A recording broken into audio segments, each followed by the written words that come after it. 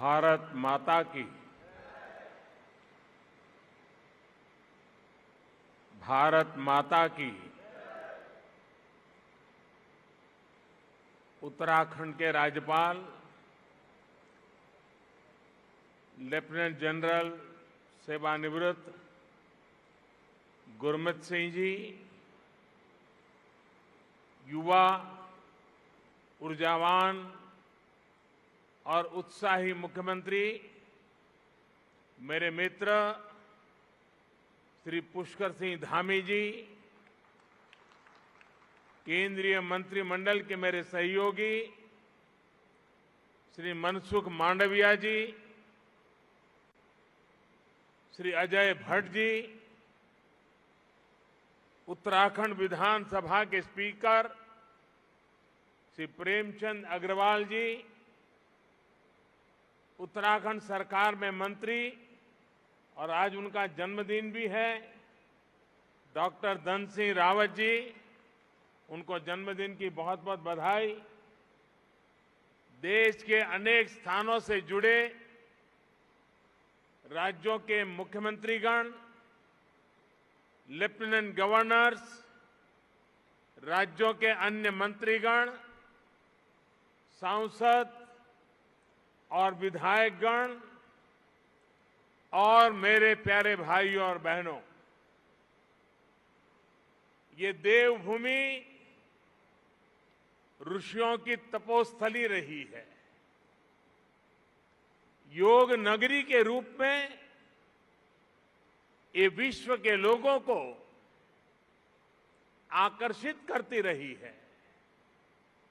मां गंगा के समीप हम सभी को उनका आशीर्वाद मिल रहा है।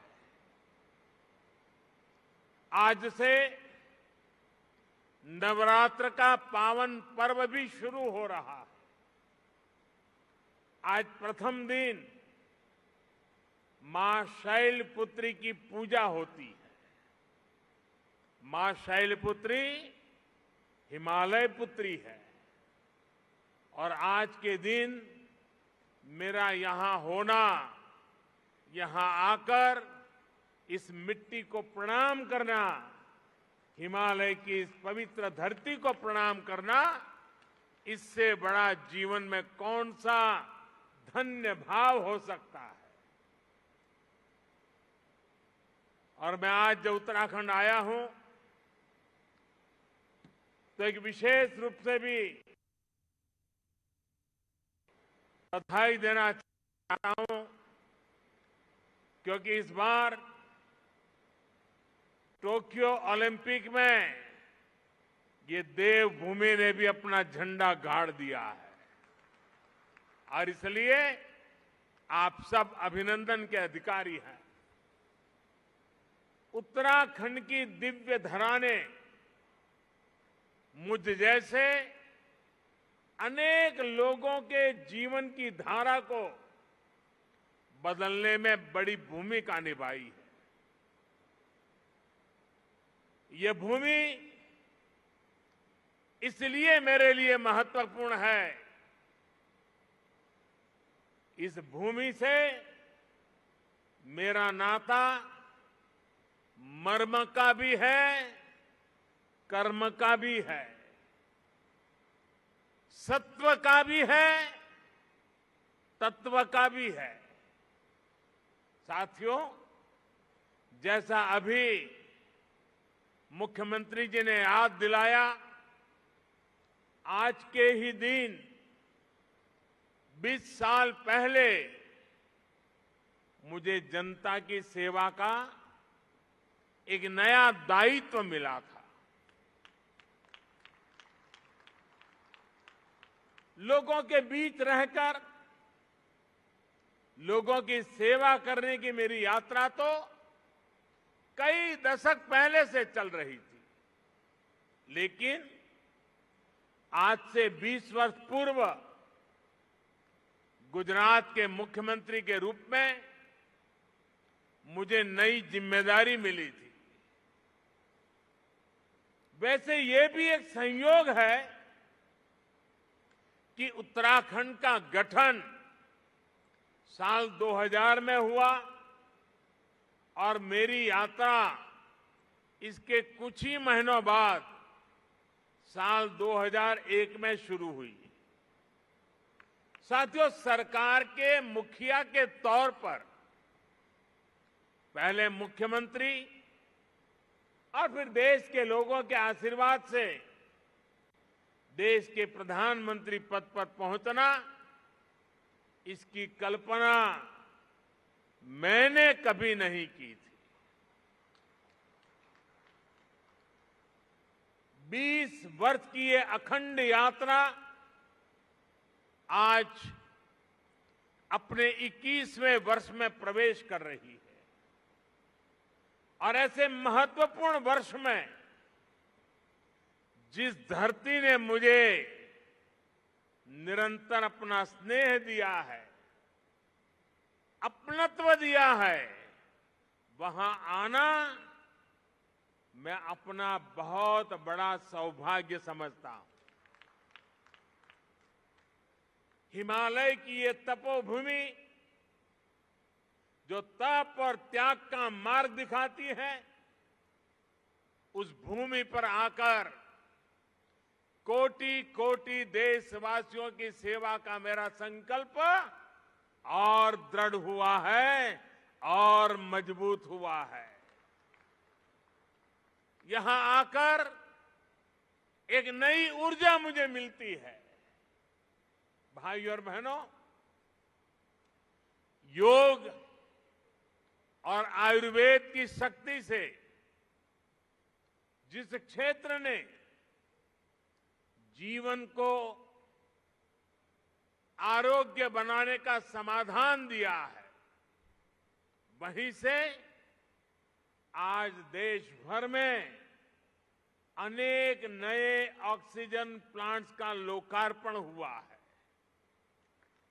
ये देश के अलग अलग राज्यों में ऑक्सीजन प्लांट्स की नई सुविधा के लिए मैं आप सभी को, देशवासियों को बहुत बहुत बधाई देता हूं।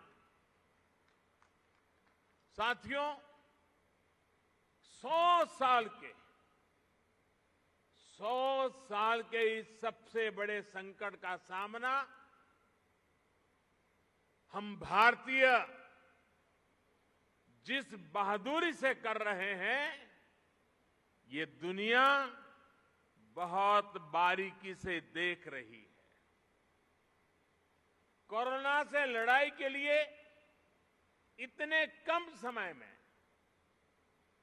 भारत ने जो सुविधाएं तैयार की, वो हमारे देश के सामर्थ्य को दिखाता है। सिर्फ एक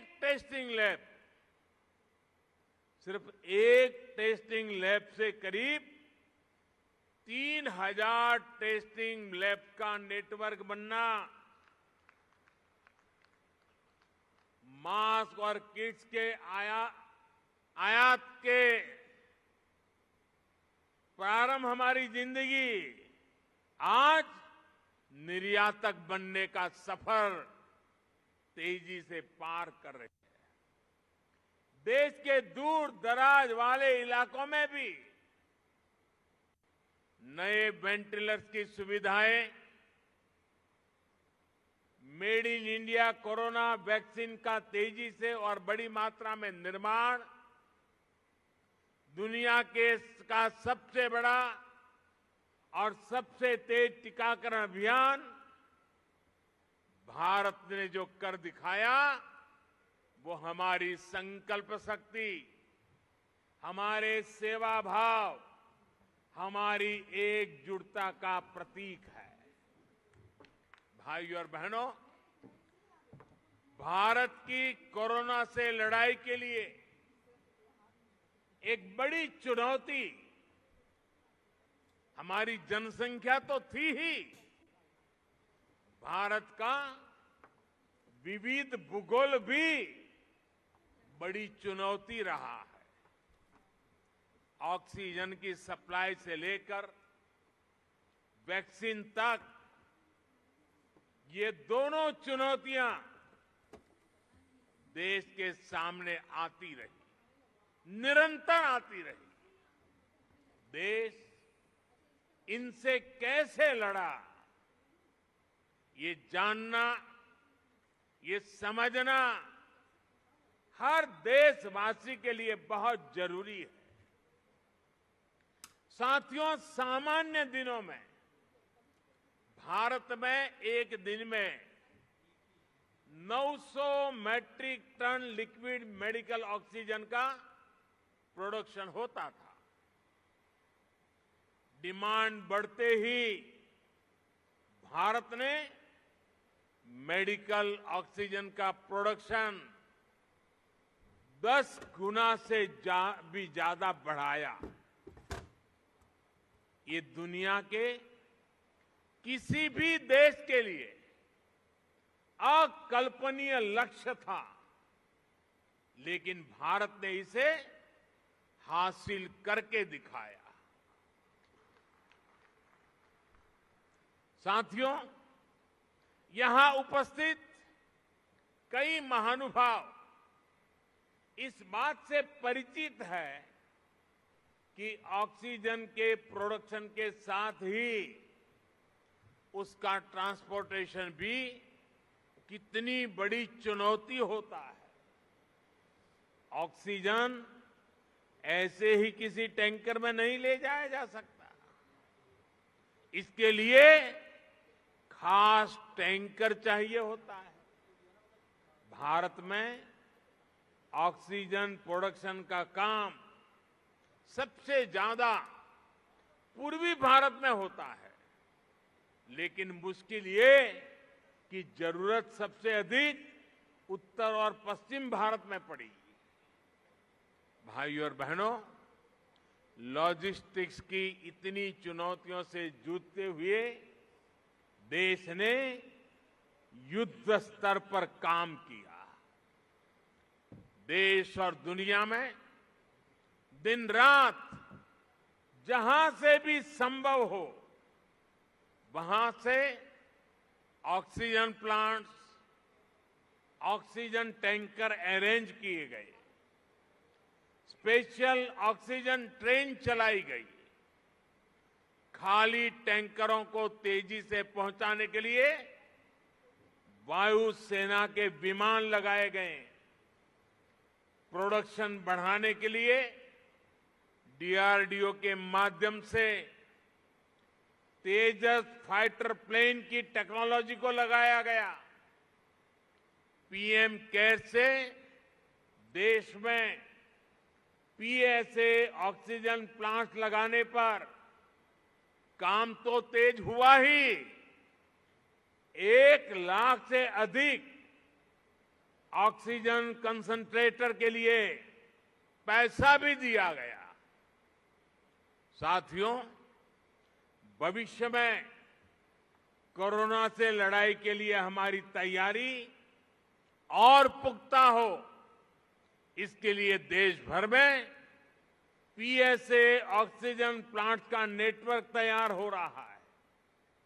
बीते कुछ महीनों में पीएम केयर द्वारा स्वीकृत 1150 से अधिक ऑक्सीजन प्लांट्स काम करना शुरू कर चुके हैं।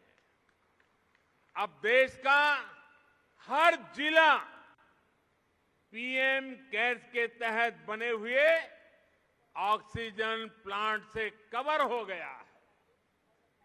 पीएम केयर्स के सहयोग से बने इन ऑक्सीजन प्लांट्स को जोड़ लें तो केंद्र सरकार, राज्य सरकार, इन सभी के प्रयासों से देश को करीब 4000 नए ऑक्सीजन प्लांट्स मिलने जा रहे हैं।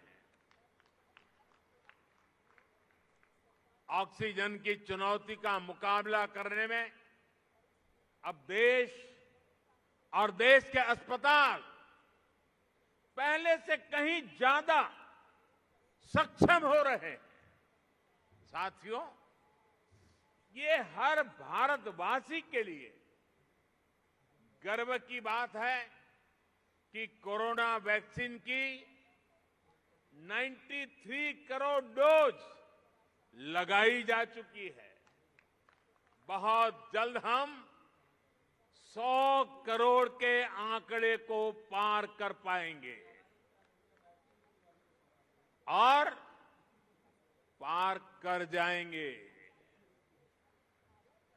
भारत ने कोविन प्लेटफॉर्म का निर्माण करके पूरी दुनिया को राह दिखाई है कि इतने बड़े पैमाने पर वैक्सीनेशन किया कैसे जाता है।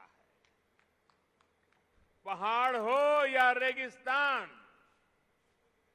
जंगल हो या समंदर, 10 लोग हो या 10 लाख, हर क्षेत्र तक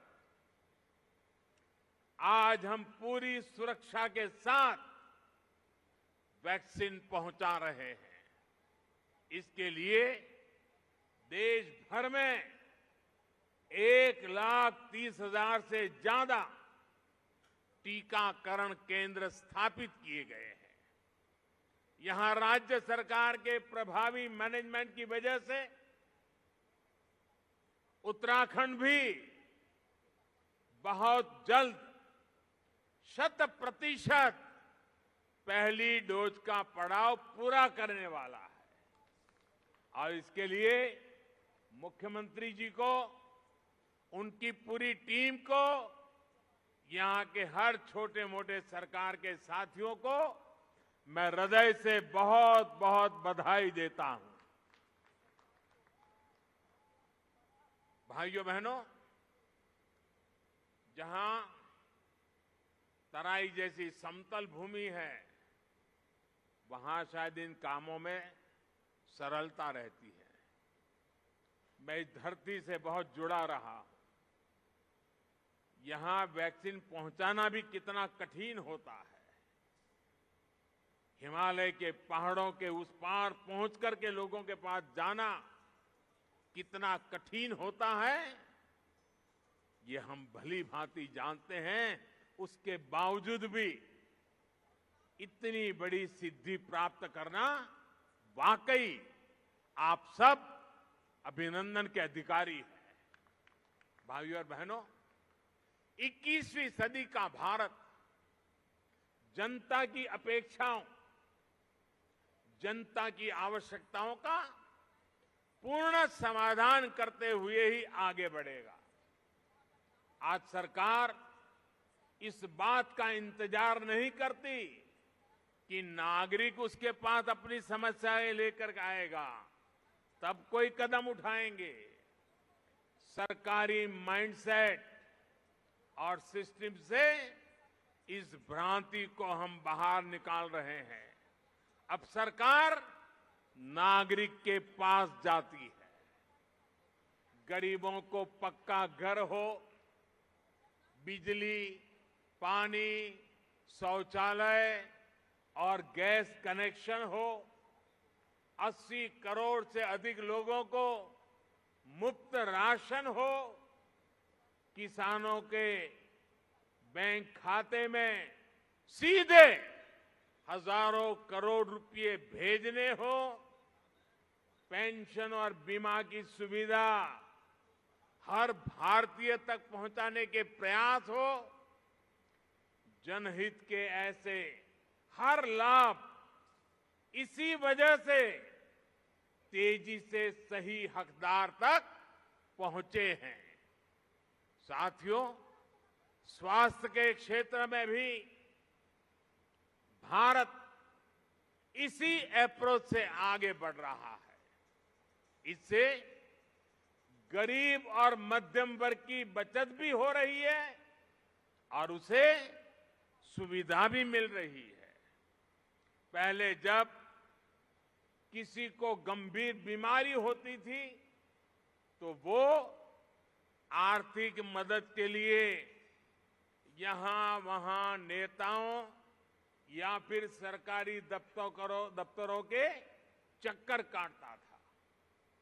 आयुष्मान भारत ने इस परेशानी को हमेशा के लिए खत्म कर दिया है। अस्पताल के बाहर लंबी लाइनों, इलाज में होने वाली देरी, मेडिकल हिस्ट्री का अभाव, इस वजह से कितने ही लोग परेशान होते रहे। अब आयुष्मान भारत डिजिटल मिशन, इससे पहली बार इसका समाधान करने का प्रयास भी शुरू हुआ है। साथियों, छोटे छोटे उपचार के लिए बीमारी के दौरान रूटीन चेकअप के लिए बार बार आना जाना कितना मुश्किल होता है, ये उत्तराखंड के लोगों से बेहतर कौन समझ सकता है। लोगों की इस मुश्किल को दूर करने के लिए अब ई संजीवनी ऐप की सुविधा दी गई है। इससे गांव में अपने घर पर बैठे बैठे मरीज शहरों के अस्पतालों में डॉक्टर से कंसल्टेशन ले रहे हैं। इसका लाभ अब उत्तराखंड के लोगों ने भी उठाना शुरू किया है। भाई और बहनों, स्वास्थ्य सुविधाएं सभी तक पहुंचाने के लिए लास्ट माइल डिलीवरी से जुड़ा एक सशक्त हेल्थ इंफ्रास्ट्रक्चर भी बहुत जरूरी होता है। 6-7 पहले तक सिर्फ कुछ राज्यों तक ही एम्स की सुविधा थी। आज हर राज्य तक एम्स पहुंचाने के लिए काम हो रहा है। 6 एम्स से आगे बढ़कर 22 एम्स का सशक्त नेटवर्क बनाने की तरफ हम तेजी से आगे बढ़ रहे हैं। सरकार का ये भी लक्ष्य है कि देश के हर जिले में कम से कम एक मेडिकल कॉलेज जरूर हो। इसके लिए बीते 7 वर्षों में देश में 170 नए मेडिकल कॉलेज शुरू किए गए हैं। दर्जनों नए मेडिकल कॉलेज का काम जारी है। यहां मेरे उत्तराखंड में भी रुद्रपुर, हरिद्वार और पिथौरागढ़ में नए मेडिकल कॉलेजों की मंजूरी दी गई है। साथियों, उत्तराखंड के निर्माण का सपना अटल जी ने पूरा किया था। अटल जी मानते थे कनेक्टिविटी का सीधा कनेक्शन विकास से है। उन्हीं की प्रेरणा से आज देश में कनेक्टिविटी के इंफ्रास्ट्रक्चर के लिए अभूतपूर्व स्पीड और स्केल पर काम हो रहा है। मुझे संतोष है कि उत्तराखंड की सरकार इस दिशा में गंभीरता से काम कर रही है। बाबा केदार के आशीर्वाद से केदार धाम की भव्यता को और बढ़ाया जा रहा है। वहां श्रद्धालुओं के लिए नई सुविधाएं विकसित की जा रही है। मैं भी कई बार ड्रोन कैमरा के माध्यम से इन कार्यों की प्रगति की समीक्षा करता रहता हूं। 4 धाम को जोड़ने वाली ऑल वेदर रोड पर काम तेजी से चल रहा है। 4 धाम परियोजना देश और दुनिया से आने वाले श्रद्धालुओं के लिए बहुत बड़ी सुविधा तो बना रही है, गढ़वाल और कुमाऊं के चुनौतीपूर्ण क्षेत्रों को भी आपस में जोड़ रही है। कुमाऊं में 4 धाम रोड के लगभग 150 किलोमीटर हिस्से से इस क्षेत्र के विकास को नया आयाम मिलने वाला है। ऋषिकेश कर्णप्रयाग रेल लाइन से भी उत्तराखंड की रेल कनेक्टिविटी को और विस्तार मिलेगा। सड़क और रेल के अलावा एयर कनेक्टिविटी को लेकर हुए कार्यों का लाभ भी उत्तराखंड को मिला है। देहरादून हवाई अड्डे की क्षमता को 250 पैसेंजर से बढ़ाकर 1200 तक पहुंचाया गया है। मुख्यमंत्री श्रीमान धामी जी के उत्साही और ऊर्जावान नेतृत्व में उत्तराखंड में हेलीपोर्ट इंफ्रास्ट्रक्चर को भी प्रोत्साहित किया जा रहा है। साथियों, पानी की कनेक्टिविटी को लेकर भी उत्तराखंड में आज सराहनीय कार्य हो रहा है। इसका बहुत बड़ा लाभ यहां की महिलाओं को मिलना शुरू हुआ है। उनका जीवन और आसान बन रहा है। 2019 में जल जीवन मिशन शुरू होने से पहले उत्तराखंड के सिर्फ 1,30,000 घरों में ही नल से जल पहुंचता था। 1,30,000 घरों में। आज उत्तराखंड के 7,10,000 से ज्यादा घरों में नल से जल पहुंचने लगा है।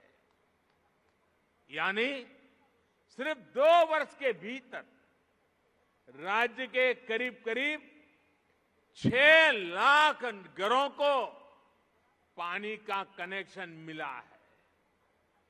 जैसे उज्ज्वला योजना के तहत मिले गैस कनेक्शन ने महिलाओं को राहत दी, स्वच्छ भारत मिशन के तहत बने शौचालयों ने महिलाओं को सुविधा, सुरक्षा और सम्मान दिया, वैसे ही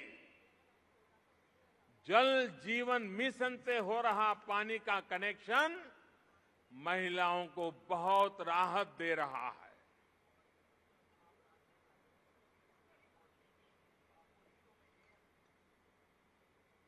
साथियों, उत्तराखंड की देश की सुरक्षा में बहुत बड़ी भूमिका है। यहां का वीर नौजवान, वीर बेटियां भारतीय सुरक्षा बलों की आन बान और शान है। हमारी सरकार हर फौजी, हर पूर्व फौजी के हितों को लेकर भी पूरी गंभीरता से काम कर रही है। ये हमारी ही सरकार है जिसने 1 रैंक 1 पेंशन को लागू करके अपनी फौजी भाइयों की 40 साल पुरानी मांग पूरी की। और हमारे धामी जी तो खुद ही फौजी के बेटे हैं। वो बता भी रहे थे कि 1 रैंक 1 पेंशन, इस फैसले ने फौजियों को कितनी बड़ी मदद की है।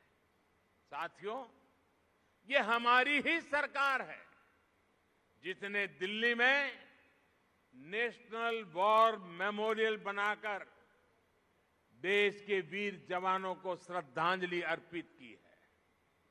ये हमारी ही सरकार है जिसने बैटल कैजुअलिटी वेलफेयर फंड का लाभ आर्मी के साथ साथ नौसेना और वायुसेना के शहीदों को भी सुनिश्चित किया है। ये हमारी ही सरकार है जिसने जेसीओ और अन्य रैंक की पदोन्नति को लेकर पिछले 4 दशकों से चला आ रहा मामला सुलझा दिया है। पूर्व सैनिकों को पेंशन से जुड़ी दिक्कतें ना आए, इसके लिए भी हम डिजिटल टेक्नोलॉजी का इस्तेमाल बढ़ा रहे हैं। साथियों, जब फौज के वीर जाबाजों के पास आधुनिक हथियार होते हैं, अपनी रक्षा के लिए आधुनिक उपकरण होते हैं तो वो उतनी ही आसानी से दुश्मन से मुकाबला कर पाते हैं। ऐसी जगहों पर जहां मौसम हमेशा खराब रहता है, वहां भी आधुनिक उपकरणों से उन्हें बहुत मदद मिलती है। हमारी सरकार ने रक्षा क्षेत्र में जो आत्मनिर्भरता का अभियान चलाया है, वो भी बहुत बड़ी मदद हमारे फौजी साथियों की करने वाला है। और निश्चित तौर पर सरकार के इन सभी प्रयासों का लाभ उत्तराखंड को होगा, यहां के लोगों को भी होगा। भाइयों और बहनों, हम दशकों की उपेक्षा से देवभूमि को निकालने का बहुत ईमानदारी से, पूरी गंभीरता से प्रयास कर रहे हैं। बेहतर इंफ्रास्ट्रक्चर बनने के बाद वीरान पड़े गांव फिर से आबाद होने लगे हैं। कोरोना काल में मेरी यहां के अनेक युवाओं से, किसानों से कई बार बातचीत हुई है। जब वो बताते हैं कि उनके घर सड़क पहुंच चुकी है, अब उन्होंने होम स्टे खोल दिया है, तो मन को बहुत संतुष्टि मिलती। नए इंफ्रास्ट्रक्चर, कृषि, पर्यटन, तीर्थाटन और उद्योगों के लिए, युवाओं के लिए अनेक नए अवसर खुलने वाले हैं। साथियों, यहां उत्तराखंड में युवा ऊर्जा से भरपूर उत्साही टीम है। अगले कुछ वर्ष में उत्तराखंड अपने गठन के 25 वर्ष में प्रवेश करेगा। उत्तराखंड को बहुत निकट भविष्य में 25 वर्ष होने वाले हैं। तब उत्तराखंड जिस ऊंचाई पर होगा, ये तय करने, उसके लिए जुट जाने का यही समय है, सही समय है। केंद्र में जो सरकार है, वो उत्तराखंड की इस नई टीम को पूरी मदद दे रही है। केंद्र और राज्य सरकार के साझा प्रयास यहां के लोगों के सपनों को पूरा करने का बहुत बड़ा आधार है। विकास का यही डबल इंजन उत्तराखंड को नई बुलंदी देने वाला है। बाबा केदार की कृपा से हम हर संकल्प को सिद्ध करें, इसी कामना के साथ आप सभी को बहुत बहुत शुभकामनाएं। धन्यवाद।